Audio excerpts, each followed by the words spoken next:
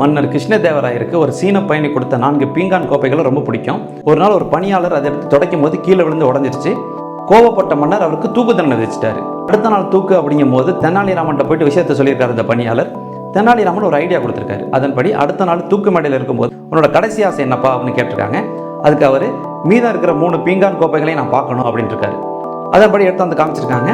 கண்ணிமைக்கும் நேரத்துக்குள்ள அந்த 3 பீங்கான் கோப்பைகளையும் தள்ளி விட்டு உடைச்சிட்டாரு. கோவத்தோட உச்சத்துக்கே போயிட்டாரு மன்னர். நீ என்ன செஞ்சிருக்க தெரியுமா அப்படின்னு இருக்காரு. உடைய போற ஒரு பீங்கான் கோப்பைக்காக ஒரு உயிரை பலி கொடுக்க போறீங்க. இந்த 3 கோப்பைகளையும் உடைச்சிட்டு இன்னும் சாக இருக்கிற 3 உயிரை நான் காப்பாத்திட்டேன் அப்படின்னாலும். அப்பதான் மன்னருக்கு தோணி இருக்கு, ஒரு மனித உயிரை விட ஒரு பீங்கான் கோப்பை மதிப்பு மிக்கது இல்லை அப்படின்னு. கோவத்தில் முடிவெடுக்கக்கூடாது, மகிழ்ச்சியில் வாக்குறுதி கொடுக்கக்கூடாது, ஆக மொத்தத்தில் நிதானம் இல்லாமல் எந்த ஒரு செயலையுமே செய்யக்கூடாது.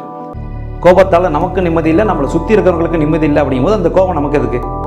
கோபம் தான் நம்மளோட வீக்னஸ்ன்னு தெரிஞ்சுக்கிட்டாங்கன்னா அதை தூண்டி விட்டு பல பேர் ஆதாயம் பார்ப்பாங்க. அவங்களுக்கே அந்த வாய்ப்பை நம்ம கொடுக்கணும்.